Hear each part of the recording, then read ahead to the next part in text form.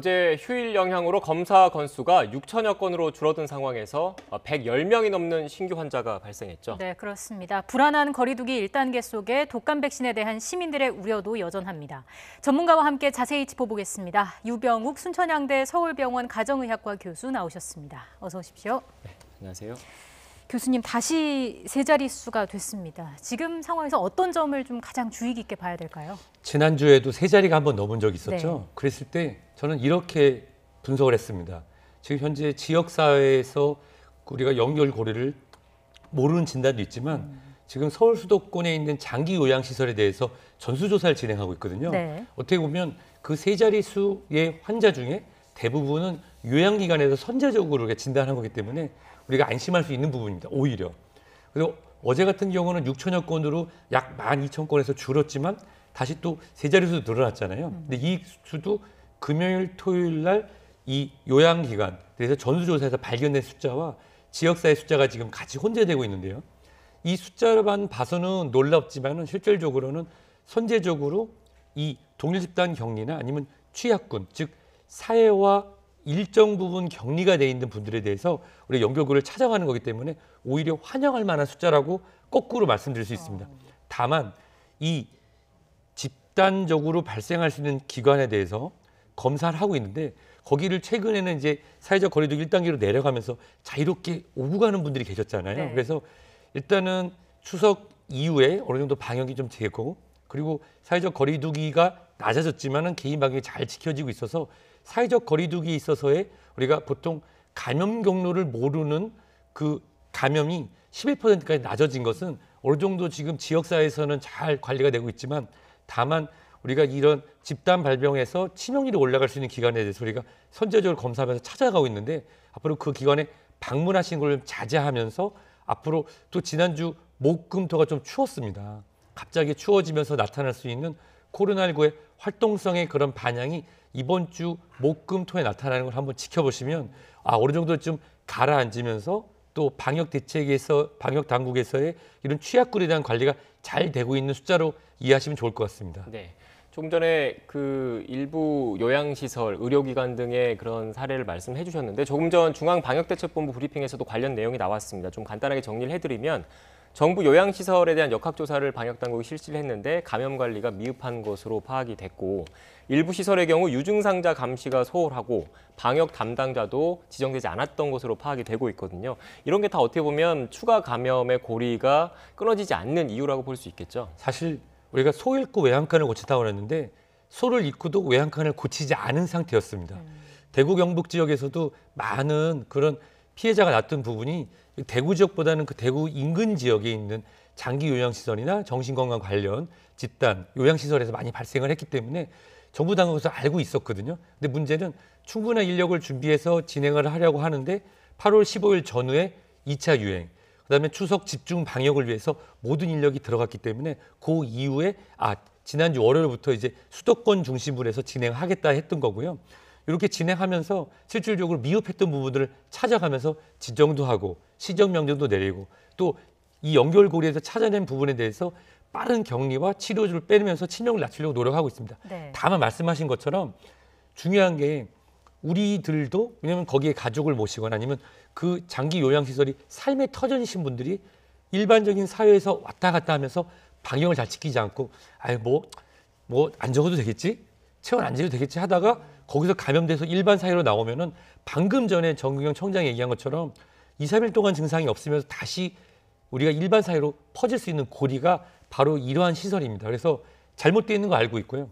부족한 부분이 있습니다. 그리고 그것이 이제 진행되면서 사실 시험을 봐야 우리가 부족한 걸 아는 것처럼 일종의 수도권 지역으로 해서 시험을 보는 거거든요. 네. 겨울을 앞두고 장기 요양시설에 대해서 일종의 지금 검수를 받고 있는 중이기 때문에 그런 부족한 부분을 고치면서 치명률을 낮추는 준비가 진행되는 중이라고 이해하시면 좋을 것 같습니다. 그럼 그 전수조사를 좀 전국으로 확대할 필요도 있다고 봐야 될까요? 우선 저는 찬성인데요. 문제는 그만한 인력이 되느냐죠. 예를 들어서 우리가 워크스루 같은 경우는 우리가 이태원에서 발생을 했을 때 검사하십시오. 네. 우리가 워크스루도 준비해놓고 무기명도 하겠습니다 했을 때 정말 많은 분들에서 검사를 하고 연결을 끌었는데 문제는 장기 요양시설에 계신 분들은 정말 식사를 하시거나 움직이시는 데 있어서 도움이 없으면 이동이 어려우신 분이 많거든요. 예. 그런 분들을 검사하기 위해서는 어떤 팀이 꾸려지고 방문을 하고 또 완전한 방역복을 갖고 진행을 하는데 시간이 생각보다 많이 걸립니다. 따라서 빠르게 검사하고 싶은 그런 부분이 아니고 또 준비를 해야 되고 또 검사하시는 분들의 안전도 중요하기 때문에 실질적으로 시간이 조금 걸리는 것을 이해해 주시면 좋겠습니다. 네. 그리고 지금 단풍철이라서 나들이 객도 많은 상황인데 지금 이번 주말에 헬로윈데이가 있지 않습니까? 그래서 조금 전에 정은경 청장도 거기에 대한 우려를 얘기했는데 제2의 뭐 이태원 클럽발 확산세가 재현되는 것 아니냐 이런 우려까지 나오고 있거든요. 주의해야 할 점은 뭐가 있을까요? 우선 정부에서는 사회적 거리두기 단계에 대한 세부 지침, 사회적 거리두기 1단계나 고위험 시설의 특정 기관에는 닫을 수 있는 시행 명령할 수 있는 부분을 해야 되는데요. 그러기에는 지금 시간이 촉박하니까 우선 단풍객 같은 경우는 모든 버스를 탈 때 그 안에 이렇게 QR코드가 있어서 탑승객 관리를 하고 노래를 부르거나 취식, 음주 또는 할 수 없도록 지정을 하는 것입니다. 그리고 할로윈이라고 하는 것은 이제 해외의 풍습이었지만 최근에는 초등학생부터 대학생까지도 다 즐기는 그런 문화가 됐습니다. 네. 그것이 이제 클럽에서 술을 마시거나 춤추는 행동으로 이어질 가능성이 굉장히 높은데요. 이래서 한 목요일부터는 방역당국 그리고 그런 위험 지역에 대해서 시정명령이나 미리 시찰을 해서 이태원에서 발생했던 일이 다시 반복되지 않도록 하는 게 좋을 것 같습니다. 예, 알겠습니다.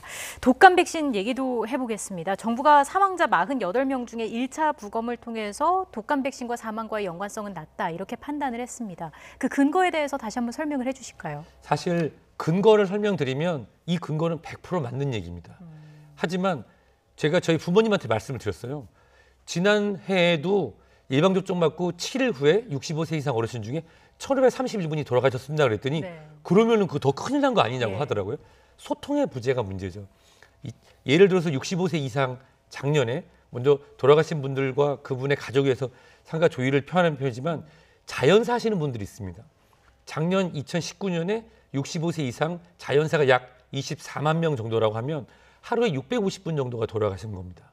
근데 예방접종을 작년에는 65세 이상에서 1,000만 명 정도 받았는데 최근에 우리가 1,400만 명을 예방접종을 빠르게 진행했거든요. 네. 그렇다고 하면은 실질적으로 자연사에 관련된 부분과 예방접종 후 발생한 부분이 겹쳐 나타나기 때문에 일종의 우리가 실질적으로 자연사로 나타나는 부분과 접종의 효과가 겹쳐서 나타날 수 있죠.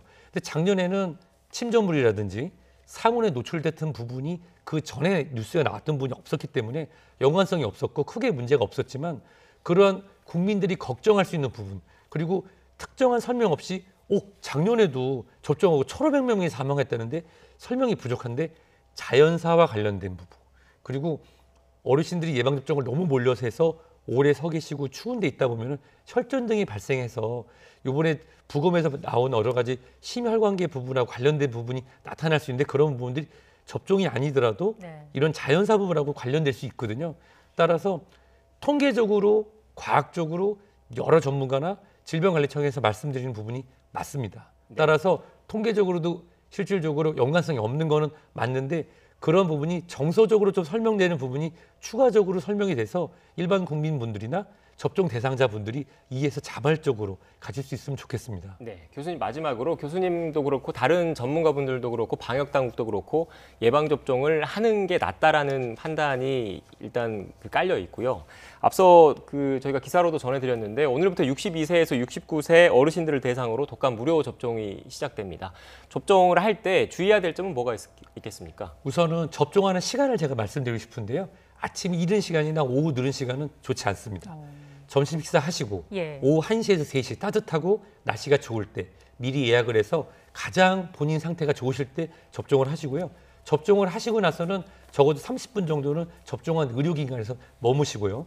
접종하고 2, 3일 정도는 항상 본인의 몸을 살펴서 열이 나는지, 손발 저림 증상, 호흡 증상 또는 갑자기 발생하는 두통이나 가슴 통증이 있다고 하면은 지체하지 마시고 접종했던 의료기관이나 응급의료기관에 바로 방문하셨으면 좋겠습니다. 네, 조금 전에 그 예방접종 이후에 30분 정도는 병원에 꼭 머무시라고 했는데 그건 혹시 모를 부작용에 대한 대비책 때문이신 거죠? 그렇습니다. 아나필락시스나 여러 가지가 있는데요. 일반적으로도 예방접종하고 15분에서 30분은 꼭 의료기관에 머무시라고 말씀드리고 있습니다. 네, 알겠습니다. 주의사항까지 전해주셨습니다. 지금까지 유병욱 순천향대 서울병원 가정의학과 교수와 함께 이야기 나눴습니다. 오늘 말씀 고맙습니다. 고맙습니다.